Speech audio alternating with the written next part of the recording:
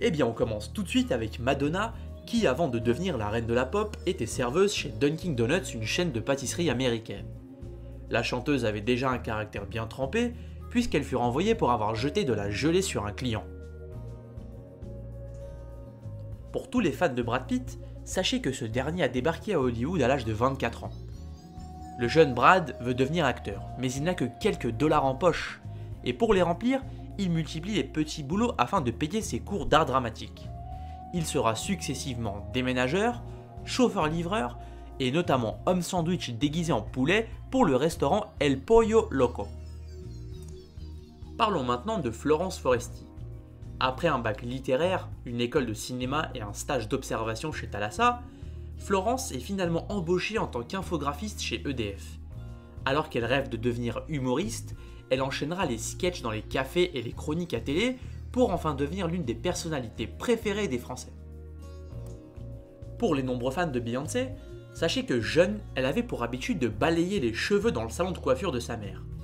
Elle et ses amis organisaient même des petits concerts afin de tester leurs chansons devant les clientes.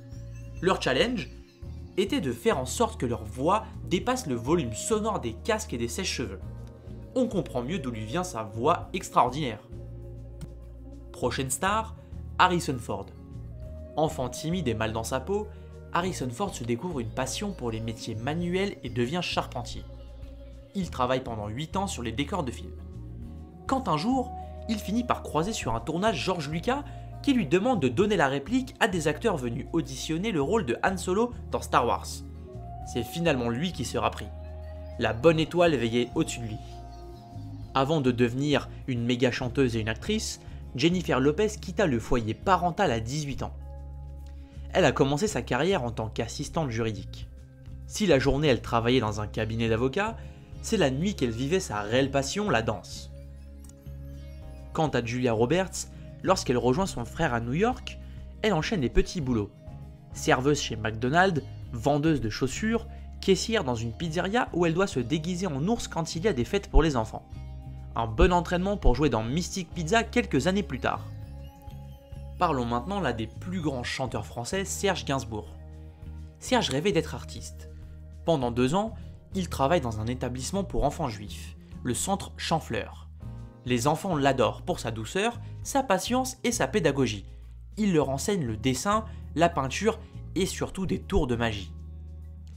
Parlons maintenant de l'un des plus grands humoristes français de tous les temps, Coluche. Orphelin de père à 3 ans et vivant avec une mère très pauvre, Michel Colucci devient l'homme aux 1000 métiers. Télégraphe, photographe, marchand de légumes et enfin militaire. Puis il revient auprès de sa mère et l'aide à tenir la boutique de fleurs qu'elle vient d'ouvrir. Luc Besson, quant à lui, est l'homme grenouille. Son truc à lui, c'était la plongée sous-marine. Mais à 17 ans, Luc est victime d'un grave accident qui l'empêchera jamais de réaliser son rêve de devenir biologiste marin, spécialiste des dauphins. Il a du mal à s'en remettre, mais ne laisse pas tomber pour autant.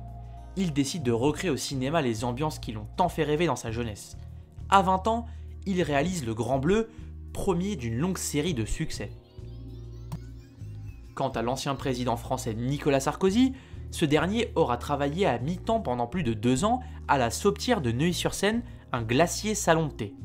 À 21 ans, il rêvait déjà de politique, mais comme pour tout le monde, il faut bien commencer quelque part. Avant d'être candidat à la présidentielle, Jean-Luc Mélenchon était prof de français dans un lycée technique. Parallèlement à ses études, il aura aussi travaillé dans une station-service ou bien en tant que correcteur dans l'imprimerie Néotypo de Besançon. Il faut dire qu'il manie l'art de la rhétorique à la perfection. On comprend mieux pourquoi. Quant à l'actuel candidat au présidentiel Emmanuel Macron, à l'issue de ses études à l'ENA, il intègre le corps de l'Inspection Générale des Finances, IGF, en 2004. Il devient d'ailleurs l'un des protégés de Jean-Pierre Jouyet, qui dirige alors l'IGF. L'ex-ministre de l'économie avait déjà une carrière toute tracée. Avant de devenir l'un des Frenchies les plus demandés à Hollywood, dès l'adolescence, Jean Dujardin possédait déjà toutes les clés en main pour réussir. S'il pensait suivre les traces de son père en tant que serrurier, il changea finalement d'avis pour le plus grand bonheur des fans d'un gars et une fille.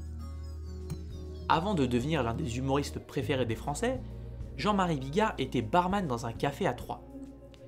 À 24 ans, il devient professeur de PS dans un collège, Passionné et enthousiaste, il s'investit à fond pour ses élèves. L'un d'eux était d'ailleurs l'acteur français Raphaël Mesrahi. Quelques années plus tard, il quitte l'éducation nationale pour officier de nouveau derrière un bar.